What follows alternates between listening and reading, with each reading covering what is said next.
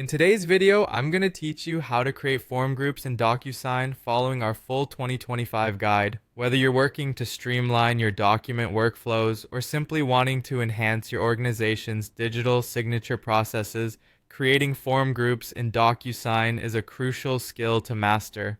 So let's dive in and simplify the whole process for you.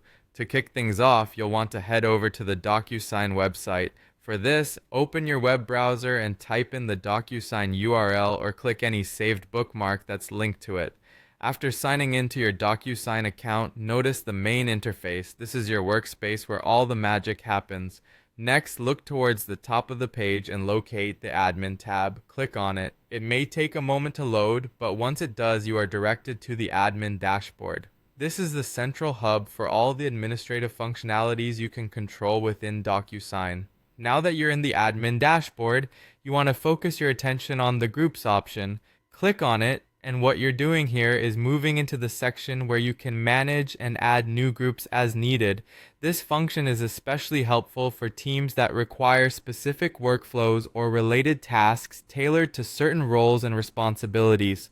Once you are inside the group section, you'll spot an option that says Add Group. Clicking this will allow you to start creating a new group. Groups are there to help you segregate users according to tasks or permissions. Really helpful if you have projects that need clear oversight or task divisions. Now, when prompted, type in the name of the group you wish to create. Make sure it's something descriptive yet concise so it's easily recognizable for yourself and other admins in the future. Think of it as labeling your digital file folders, so aim for clarity. After naming your group, simply click Add.